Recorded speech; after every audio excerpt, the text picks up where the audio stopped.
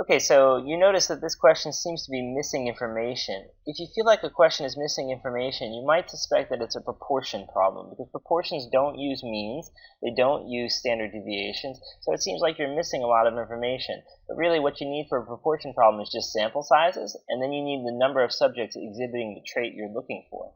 Now this is a 90% confidence interval for the difference between the dropout rates between two groups, right? Rate is another way to say proportion, right? Because the idea of a rate is this idea, again, that you're talking about a percentage, right? And how do I know that? Well, if you think about it for a second, you would say, well, a percentage is, so again, this word rate is indicating probably a percentage.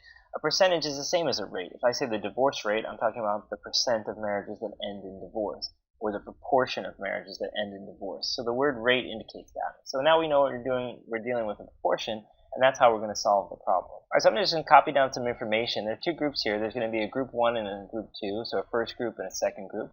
So I'll have for the first group and then the second group some information. So first group, n is 38, the x is just 14.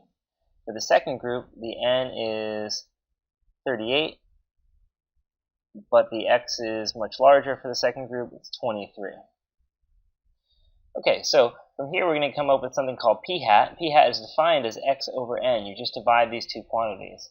So we'll do that for the first group, and we'll get q hat. Now q hat is just 1 minus p hat, so just the complement of that. We'll do the same for this group as well. And we'll need those values for the third step of the problem. Now x over n, of course, is going to be 14 over 38. If you divide 14 by 38, you get 0.368. 0.368. You could probably use another decimal place to be safe, but just for room here, I'm going to use less. I normally would include all the values in my graphing calculator, so I wouldn't be rounding at all before the end. But just for the purpose of giving you the general idea of how this is done, this should be good enough. And that's your q hat for that group.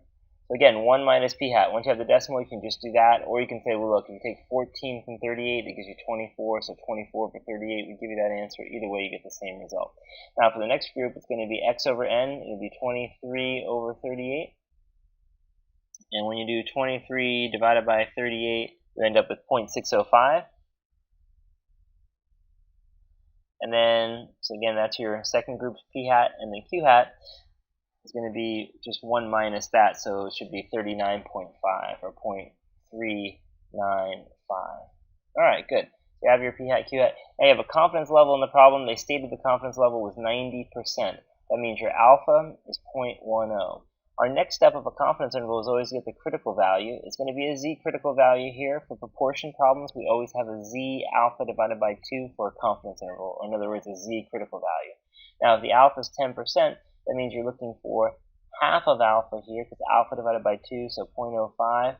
So you're going to go to your t-table, look up 0.05 in one tail, and then go straight to the bottom to get this value. Okay, so we're going to go to our t-table. We're looking for area in one tail of 0.05. Come down to the bottom. We see that the answer is 1.645. Remember, it's the bottom where the z-scores are located. So since it's the z alpha divided by 2 we're looking for, we find the number here, 1.645.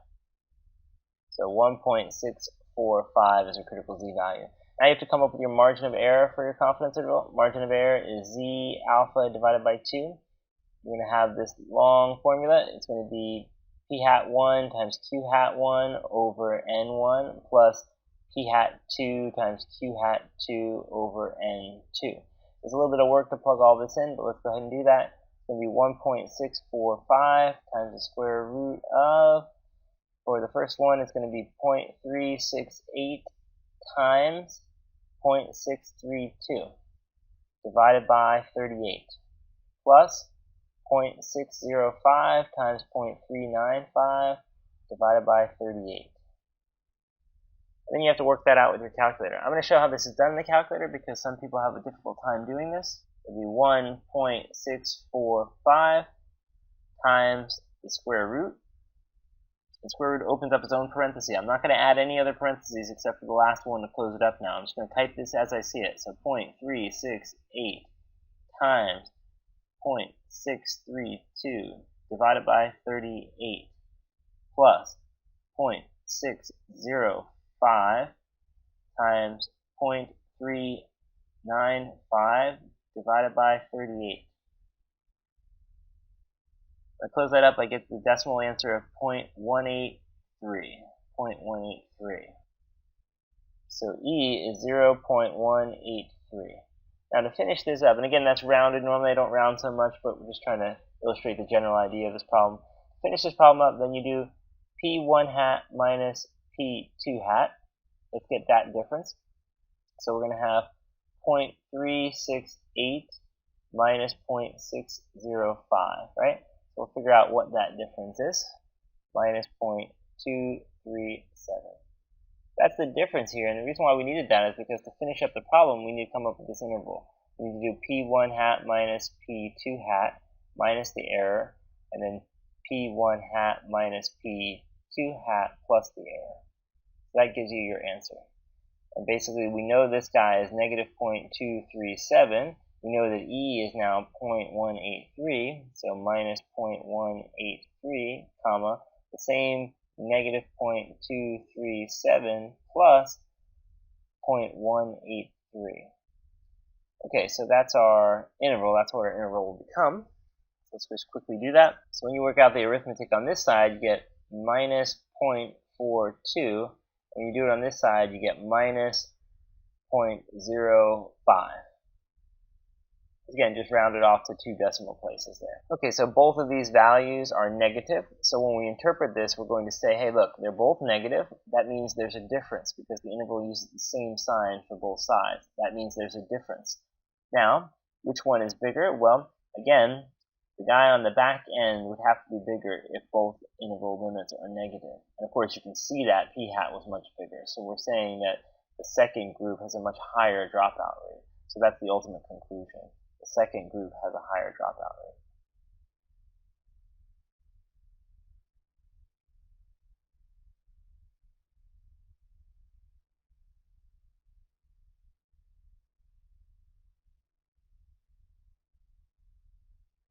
Alright, so when you look at part B, they're basically asking us to conduct a hypothesis test then for the difference between the two groups.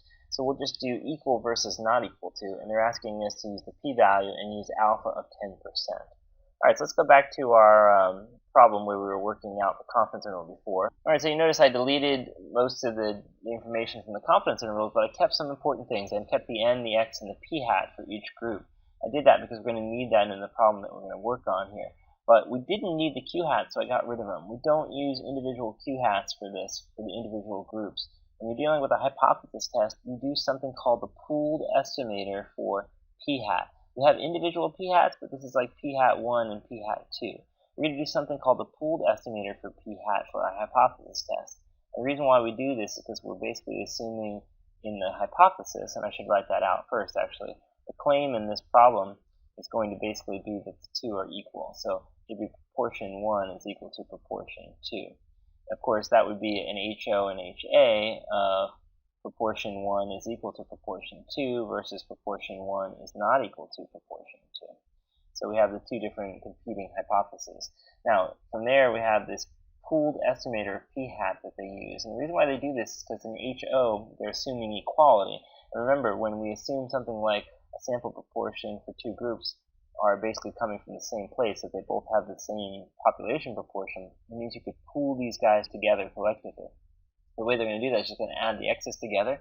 So we'll have 14 plus 23, and you're going to add those n's together, which is 38 plus 38. It's going to give you a new p hat, a p hat that's different from the p hats we were using before. We'll still need the other p hats, but we're going to need this new one as well. So 14 plus 23 on top, of course, gives you 37. And then we'll divide that by 2 times 38. So it'd be 76 at the bottom. We're going to divide 37 by 76. And we get an answer of basically 0.487. 0.487. Now with that p hat, we're going to need its complement, the q hat. That's 1 minus the p hat we just calculated. So we just do 1 minus that percentage that we found, we'll get the answer 0.513. So 0.513. Alright, so you got your p hat, your q hat, you have your data, you have your claim, your HO, your HA, now you come up with your test stat. And the test stat is basically just going to be, we're going to take the difference between the sample proportions on top, so 0.368 minus 0.605, and I divide by the square root of, and here we're going to use p hat, q hat, this p hat and q hat, not one with a subscript, right? P hat, q hat over n1 plus p hat, q hat over n2. We'll do the difference between these two values on top, and we'll plug in the p hat and q hat on the bottom. So let's go ahead and put in the numbers. So just to have it written out, 368 minus 0.605 over, again, remember these are the sample proportions. This is your p hat 1 minus your p hat 2. And then we'll have the piece at the bottom, which is 0.487 times 0.513 over 38, plus the same fraction, 0.487 times 0.513 over 38. Of course, we could have just put all that under there one time and put a multiple of 2 in front of it to say 2 of these, but I'm writing it out this way just to show how it would be done if they weren't exactly the same, if the ends weren't exactly the same. Okay, so let's work out that test stat now. So we're just going to put it in as we see it on top with parentheses though, 0.368 minus 0.605, close the parenthesis for the numerator, divide by, do your square root. Now your square root is going to contain the whole denominator, and type in 0.487 times 0.513 divided by 38, then plus, and again do the same thing, 0.4487 times 0.513 divided by 38. Close that up, press enter, and you get your answer, negative 2.07 if you round to 2 decimal places. It's important to round here to 2 decimal places because we need to look this up in a z table, so it would be minus 2.07, minus 2.07. So your test stat, your z test stat, is going to be minus 2.07. This problem asked us to do the p-value, so I'm just going to draw a bell curve and put that negative 2.07 on the bell curve. So this is the z-axis, centered at 0, negative 2.07. Draw a line. We're looking for a p-value for a two-tailed test. So whenever that happens, we need to find the tail area, and then we double it. We multiply by 2. So the p-value is twice this area. So the p-value equals twice or 2 times the area. So twice this area. Okay, so let's go look up 2.07 on our z chart. So we'll look up 2.07, so we'll come down to 2.0. Here's 2.0, and then 0, 1, 2, 3, 4, 5, 6, 7. So it's 0.4808. 0.4808. So 0.4808 is the area from here to here. So 0.4808 is the area from here to here. We want the leftovers from 50. So if you just do 0.50 minus 0.4808, you will get the leftover amount. It's going to be 0.0192, 0.0192, and that amount is the amount in the tail. But we need to do twice that area to get the p-value. That means the p-value is equal to 2 times 0.0192.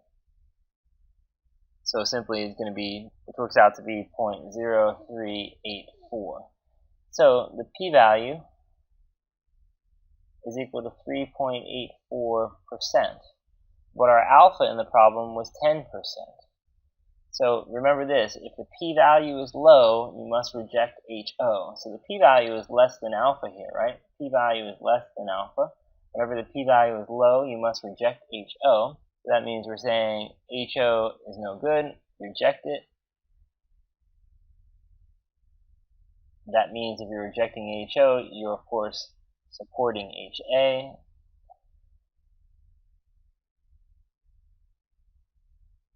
So since our claim is HO, we're going to say that we reject HO. We reject the claim that they're the same.